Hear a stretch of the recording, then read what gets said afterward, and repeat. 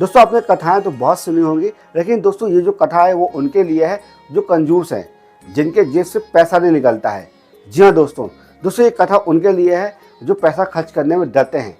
इंद्रेश महाराज जी ने कंजूस के ऊपर एक बहुत ही प्यारी कथा सुनाई। हर कंजूस व्यक्ति को ये कथा सुनना चाहिए। और तो श्रीनिवास जी की जो पत्नी है लक्ष्मीबाई, वो बड़ी भक्त है, पर श्रीनिवास जी धनवान तो खूब हैं पर दान पुण्य कुछ नहीं करते। ठाकुर जी के मन में आया कि लक्ष्मीबाई तो इतनी हमारी भक्त है, इसका पति श्रीनिवास भी हमारा भक्त होना चाहिए। तो ठाकुर जी एक दीनहीन से ब्राह्मण का रूप बना करके एक सामान्य से बड़े अति दीन ब्राह्मण का रूप बना करके श्रीनिवास जी की दुकान पे आ गए। उनका बढ़िया कुछ व्यापार था वहां।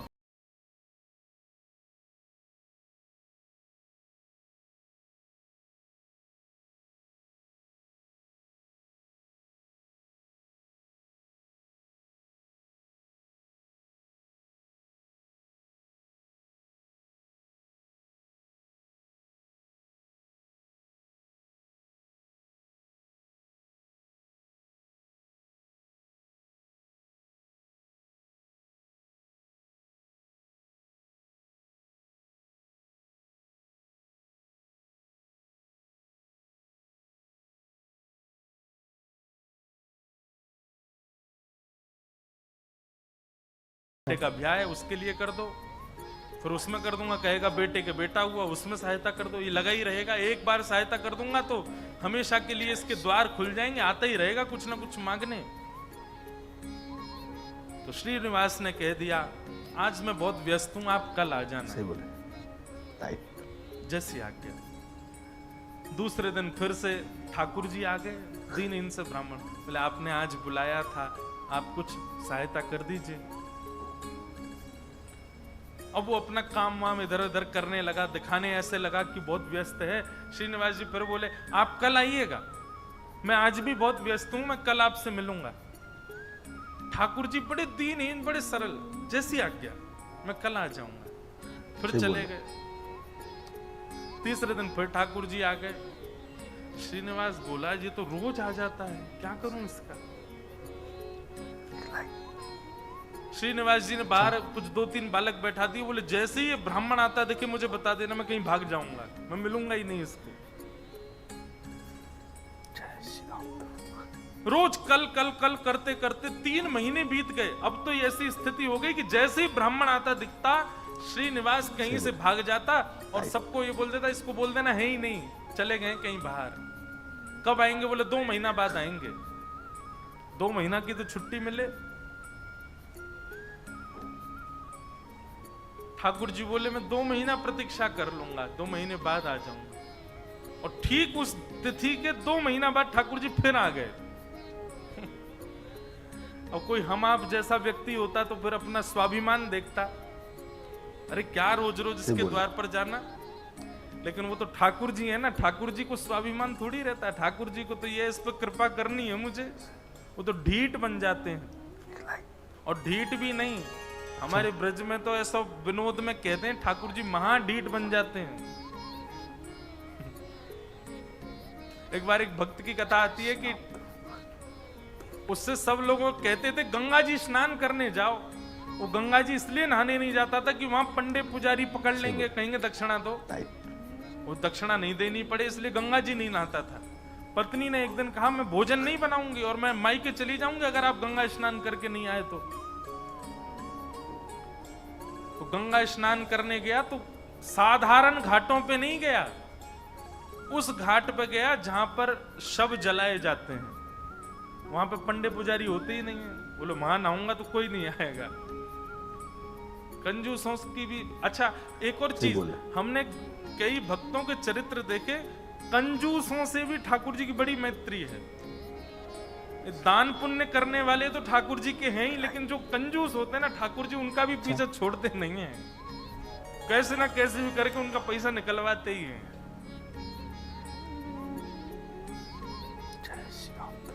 ये किसी अन्य भक्त की कथा है कि वो फिर मरघटा में गया, शमशान के घाट पर जाकर के जैसे ही डुबकी लगाई और डुबकी निकाल लगा के बाहर आया तो ब्राह्मण का वेश धारण करके ठाकुर जी आ गए। आइए आइए यजमान, जय हो, बड़े दिनान में देखो। बोले तुम यहाँ भी आ गए? बोले हम तो सब जगह रहते हैं। लाओ लाओ भैया, आज हमारी सुबह से किसी ने तिलक बिलक नहीं किया, लाओ चलो कुछ दक्षिणा दो। वो कथा बड़ी लंबी है, बड़ी प्रसिद्ध भी है। उसने कहा घर आ जाना, तो ठाकुर जी घर पहुंच गए।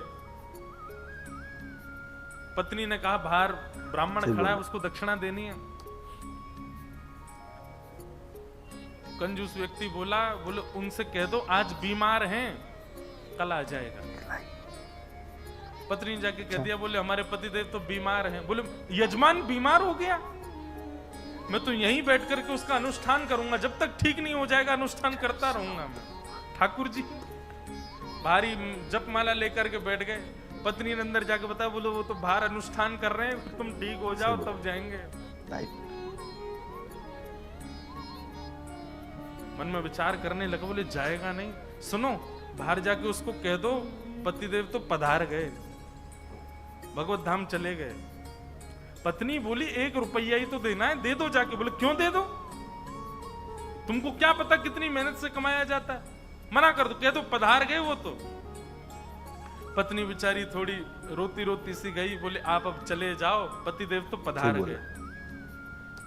ठाकुर जी बाहर ब्राह्मण बन के बैठे। ठाकुर जी बोले मेरे यजमान पधार गए, अंतिम संस्कार मैं करा के जाऊंगा, मेरे यजमान है। अच्छा।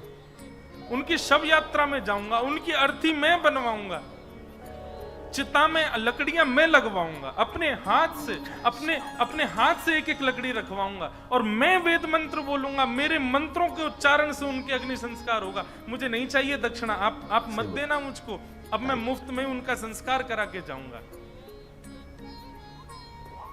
पत्नी दौड़ी दौड़ी गई, बोले 1 रुपया निकाल के दे दो, वो तो संस्कार कराने को तैयार है तुम्हारे।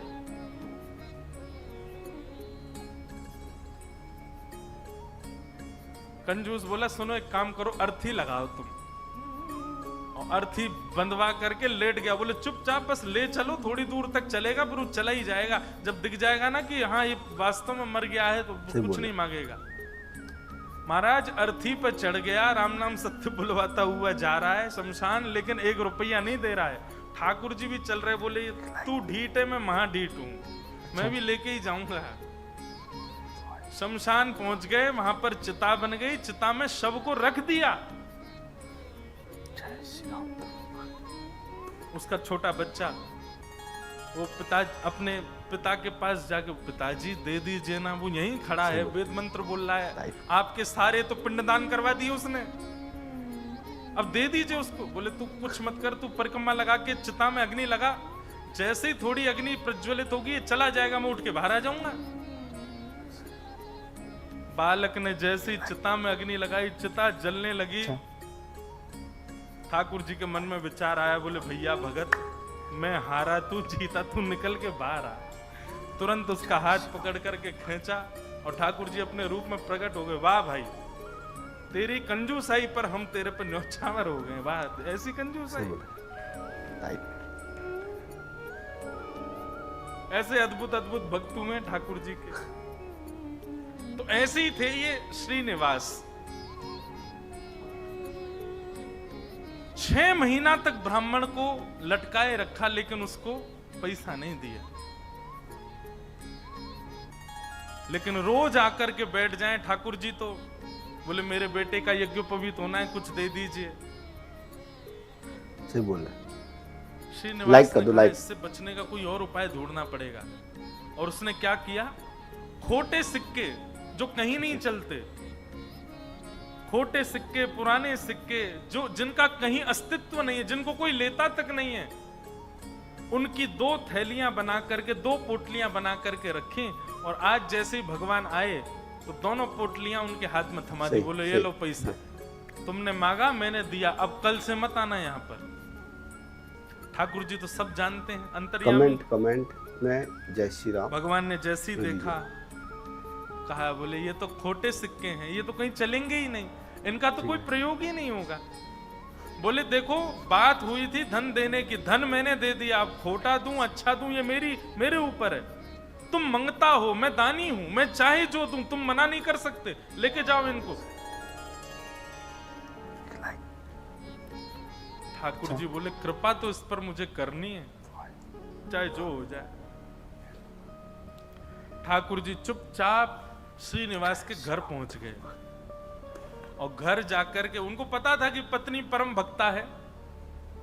उसके आगे जाकर के ठाकुर जी तो रोने लगे और रोते रोते बोले 6 महीना से श्रीनिवास जी मुझको रोज बोल देते हैं कल आओ कल आओ कल आओ, और 6 महीना बाद आज मुझको ये फूटी हुई कौड़ियां दे दी हैं, खोटे सिक्के दे दिए, कहीं नहीं चलेंगे। मैं अपने पुत्र का कैसे करूं यज्ञोपवीत संस्कार। वो तो परम भक्ता थी, उसका हृदय तो इतना द्रवित हो गया, इतनी व्याकुल हो गई, क्या करूं। मेरे द्वार पर ब्राह्मण देवता मांगने के लिए आए हैं और 6 महीना से परेशान ब्राह्मण देवता हैं। सही बोल रहे, लाइक कर दो, लाइक। तुरंत दौड़ करके भीतर गई और अपनी अलमारी के अंदर से उनके पिता ने एक सुंदर नासिका में पहनने वाला एक क्या बोलते हैं उसको, नथनी, वो नथनी उनको दी थी जिसकी कीमत हजारों लाखों में थी उस समय पर। मतलब कि अगर उसको बेच दिया जाए तो खूब सारा धन लिया जा सकता था, इतनी महंगी। अंदर तिजोरी के अंदर वो छुपा करके रखी थी श्रीनिवास ने ही। तुरंत वो तिजोरी से निकाल करके और अपनी जो नथनी थी ब्राह्मण देवता को प्रदान कर दी। बोले आप इसको ले जाइए और आप अपने पुत्र का बड़े प्रेम से आनंद से यज्ञोपवीत संस्कार करो। ठाकुर जी तो बड़े प्रसन्न हो गए। ठाकुर जी उस नथनी को लेकर के सीधे श्रीनिवास की दुकान पे ही गए और दुकान पे जाके बोले देखो आपने तो खोटे सिक्के दिए, उनसे तो कोई काम बन नहीं रहा, अब मुझे एक दानी ने एक स्वर्ण की सामग्री दी है, आप उसको गिरवी रख करके मुझे 100 सोने की मोहर दे दो। सही बोले। श्रीनिवास बोला दिखाओ क्या दिया है। तो जैसे ही वो नथनी दी, वो नथनी तो देखते ही वो समझ गया ये तो मेरी पत्नी की है। उसने घुमा घुमा करके देखा और उसने मन में आया, बोले पत्नी है भी ऐसी, बड़ी सीधी है, भोली है, भक्त है, ये जरूर घर जा करके रोया होगा और उसने इसको निकाल, लेकिन उसने मुझसे पूछे बिना दे दी। श्रीनिवास ने कहा ठीक है मैं देता हूं, रुको। भीतर गए और अपनी दुकान की तिजोरी में ले जा करके वो नथनी श्रीनिवास ने रख दी और बाहर आकर के कहा अभी मुझ पर मोहर नहीं है, आप कल आइए, कल 100 सोने की मोहर लेकर के जाइएगा मुझसे। भगवान बोले कल दे देंगे ना आप? बोले पक्का दूंगा, मैंने आपकी रख ली ना, नथनी अपने पास रख ली, सोने की मोहर कल दूंगा, अभी जाओ। ठाकुर जी तो वहां से चले गए। श्रीनिवास क्रोध में तिल मिलाता हुआ, आंखें लाल पड़ी, चेहरे का ताम्रवर्ण हो गया, घर पहुंचा अपने। कमेंट में जय श्री राम। घर में जाती चिल्लाने लगा कहां हो, बाहर आओ निकल करके। पत्नी दौड़ी दौड़ी आई, क्या हुआ क्या हुआ? बोले सुनो, तुम्हारे पिता ने जो तुमको नथनी प्रदान की थी बड़ी बहुमूल्य, उसमें बहुत सारे रत्न लगे हैं, बहुत सुंदर एक हीरा लगा, जरा लेके तो आना, मुझे देखनी है वो। अब पत्नी घबराने लगी, बोली वो तो मैंने ब्राह्मण को दे दी। और श्रीनिवास अपनी तिजोरी में रख करके आए थे। इधर उधर घूमने लगा और बार बार पूछे कहां है नथनी, जल्दी लेकर के आओ। पत्नी घबरावे, थोड़ी देर में बोला यदि तुम लेकर के नहीं आई तो तुमको जीवित गाड़ दूंगा, मैं तुम्हारी मृत्यु कर दूंगा, मैं जल्दी लेकर के आओ, भीतर जाओ। श्रीनिवास का क्रोध देख करके जो लक्ष्मीबाई उनकी पत्नी थी वो कक्ष के भीतर गई, अंदर से किवाड़ लगा करके खूब रुदन करने लगी, स्मरण करने लगी, हे जगतनाथ, हे प्राणनाथ, मैंने अपराध किया है कि मैंने अपने पति से बिना पूछे घर की सामग्री किसी को दे दी, पर वो किसी दरिद्र व्यक्ति को तो नहीं दी, किसी गलत स्थान पर तो नहीं दी। एक ब्राह्मण बेचारा केवल अपने परिवार का पालन करने के लिए कुछ मांग रहा है, 6 महीने से परेशान था, उसको यदि मैंने दी, इसमें भी आपकी सेवा का भाव रखा मैंने, क्योंकि मैंने सुना है कि ब्राह्मण आपके मुख हैं, कोई ब्राह्मणों की सेवा करता है तो वो आपके मुख की सेवा के समान होता है। सही सही, ठीक है। मुझसे अपराध तो हो गया है नाथ, लेकिन मैंने तो आपकी सेवा के लिए किया है। कमेंट मैं मेरे जय श्री प्राण राम। तो आज निकल जाएंगे, दीजिए। पति मुझे मेरे जीवित छोड़ेंगे नहीं, लेकिन मैं उनके हाथों मर कर के उन पर दोष लगे ऐसा नहीं करूंगी, मैं स्वयं अपने प्राण त्याग दूंगी। और उन्होंने तभी वहां कक्ष में कुछ ऐसी सामग्री थी, उससे विष लेकर के एक कटोरी में और पीना चाहा, और अंत समय में बस एक भावना रखी, हे मेरे ठाकुर जी, केवल आप उस ब्राह्मण को सुरक्षित रखिएगा, उसके परिवार को सुरक्षित रखिएगा, कहीं ये लड़ते झगड़ते उसके ऊपर आक्षेप ना डाल दें, उसके ऊपर कोई कष्ट ना दे दें, उसके बालक का अच्छे से यज्ञोपवीत संस्कार हो जाए। मेरी बस यही प्रार्थना है। मैं प्राण इसलिए नहीं त्याग रही हूं कि मेरे साथ कुछ गलत हुआ, कुछ अन्याय हुआ, मैं प्राण इसलिए त्याग रही हूं नाथ कि कहीं मेरे पति के ऊपर कोई आक्षेप ना लगा दे, और आप नाथ कृपा करना, मेरे तो प्राण निकल जाएंगे पर मेरे जीवन की शेष भक्ति जो है वो मेरे पति के जीवन में आ जाए। ऐसा कहते ही जैसे ही विष मुख के पास लेकर के पान करने लगी लक्ष्मीबाई, तभी लाइक कर दो, लाइक। एक खनक जैसी हुई, एक आवाज जैसी आई, नेत्र खोल करके देखा तो जो नथनी थी उनकी वही ऊपर से गिरी है उस विष की भरी हुई कटोरी में। नेत्र खोल करके देखा तो ये तो वही नथनी है, ये तो मेरी ही नथनी है, ये यहां कैसे आ गई? सही सही, ठीक है। ठाकुर जी को बार बार धन्यवाद कहने लगे।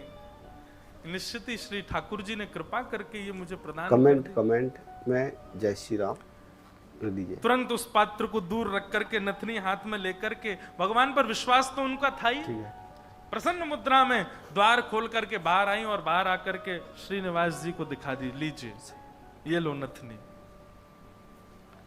अब यहां श्रीनिवास का दिमाग घूम गया, बोले नथनी तो मैं अपनी तिजोरी में रख करके आया हूं, ये अंदर से कैसे निकाल के लिए आई? अच्छा,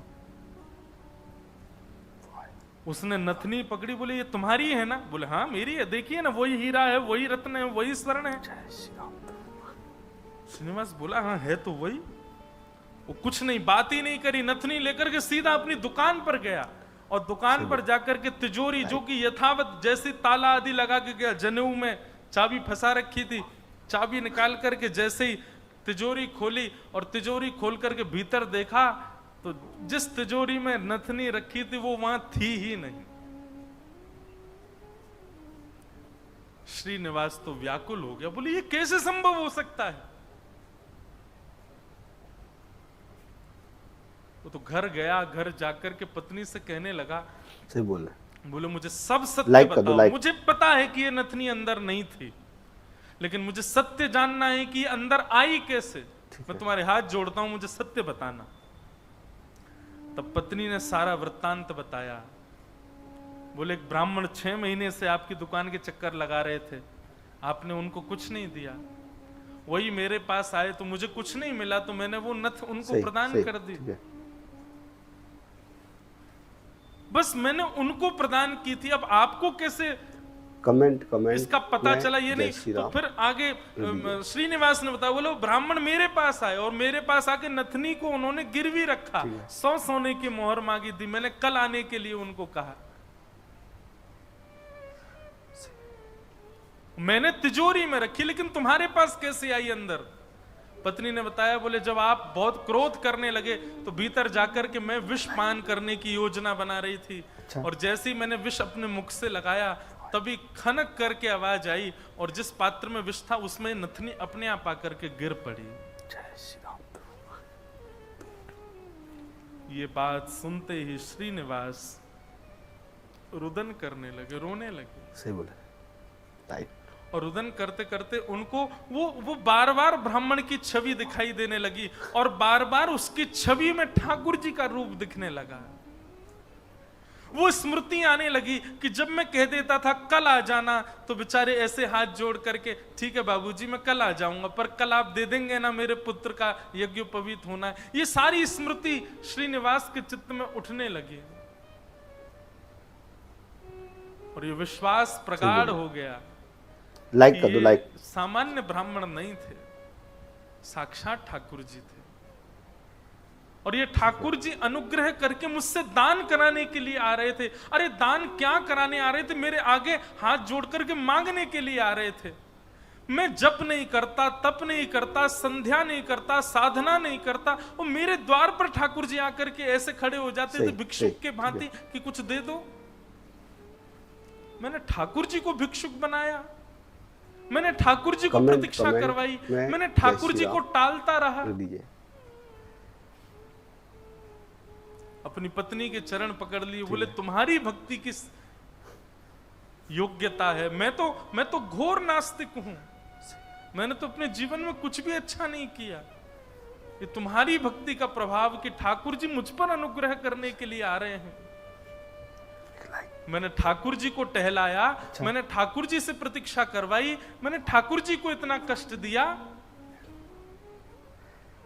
इस संपत्ति के लिए, इस धन के लिए।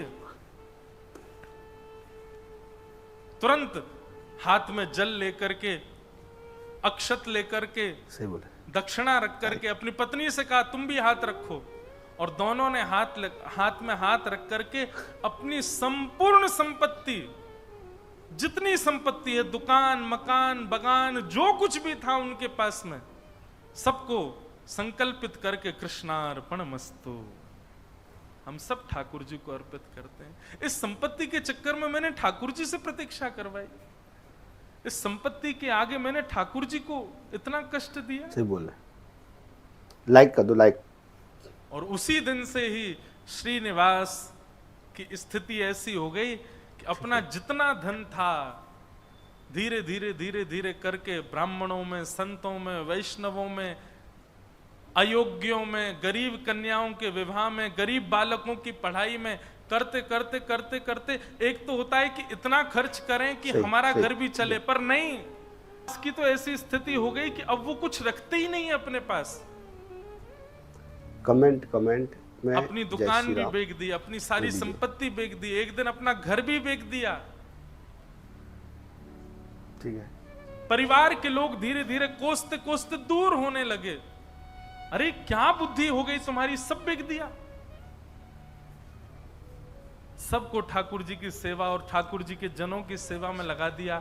एक फूटी कौड़ी भी अपने पास नहीं रखी। बोले कि नहीं, इसकी वजह से मैंने ठाकुर जी को श्रमित कराया, मैं इसको कैसे रख सकता हूं। और सब छोड़ करके, सब त्याग करके पत्नी ने कहा अब हमारे पास कुछ भी नहीं है, रहने के लिए घर भी नहीं है, भोजन करने के लिए अन्न भी नहीं है, पहनने के लिए वस्त्र भी नहीं है, अब हम क्या करें। बोले अब पकड़ो मेरा हाथ। अब हमने सब छोड़ दिया, क्योंकि अब तक सबको अपना माना था, पर अब हमारे नाथ, हमारे स्वामी श्री पंडरीनाथ हैं, श्री विठ्ठल भगवान हैं। चलो उन्हीं की शरण में, चलो उन्हीं के नगर में, वही खिलाएंगे, वही रिलाएंगे, वही सब करेंगे हमारी व्यवस्था। और श्रीनिवास अपनी पत्नी के साथ पंढरपुर आ गए हमेशा के लिए। यहाँ आकर के उन्होंने दिव्य एक उनसे गुरु दीक्षा ली, और गुरु दीक्षा लेने के बाद केवल एक ही उनका काम, दिन में जाना और जाकर के श्री पंडरीनाथ भगवान का दर्शन करना, और पूरे दिन यहाँ के वैष्णवों का दर्शन, उनकी सेवा करना, यही उनका काम। दीक्षा के बाद गुरुदेव ने उनको दूसरा नाम प्रदान कर दिया। दीक्षा में एक नाम दिया जाता है, सही, ठीक है। और अब तक उनका नाम श्रीनिवास था, अब उनका नाम पुरंदर दास हो गया। कमेंट में जय श्री राम लीजिए। श्री पुरंदर दास चंद्रभागा नदी के तट पर बैठे रहते, दिन भर विठ्ठल विठ्ठल विठ्ठल विठ्ठल विठ्ठल बस चिंतन करते, और उस स्वरूप का ध्यान करते जो ब्राह्मण रोज अपने हाथ फैला करके दुकान पर आता था। 4 लोगों को बैठ करके बताते कि मेरी दुकान पर कैसे ठाकुर जी आते थे, और मैं नालायक, मैं दुष्ट प्राणी, मैं रोज उनसे कहता था कल आ जाना, कल आ जाना। अरे मैंने कितना बुरा किया, लोग खड़े करके दिखवाता था, दूर से दिख जाते थे तो मैं भाग जाता था।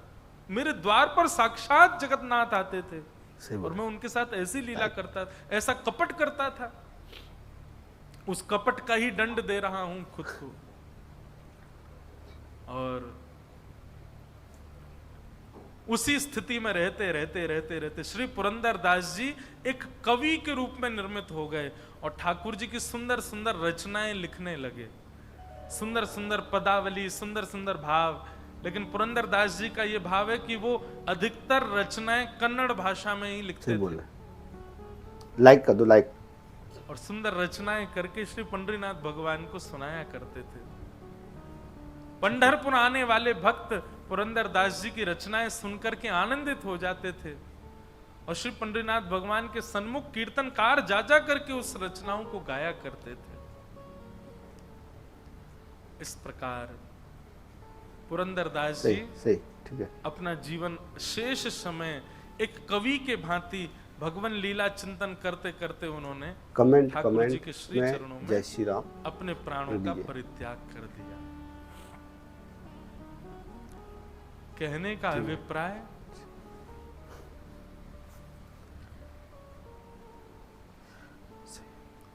ये देखा जाता है अधिकतर कि घर में यदि माताएं बहनें भक्त स्वरूपा हैं, उनके चित्त में यदि भक्ति है तो उनकी भक्ति का प्रभाव पति पर, पुत्र पर, पिता पर और घर के जो सदस्य हैं उन पर पड़ता है और उन्हीं के भक्ति के प्रभाव से सब सुखी होते हैं।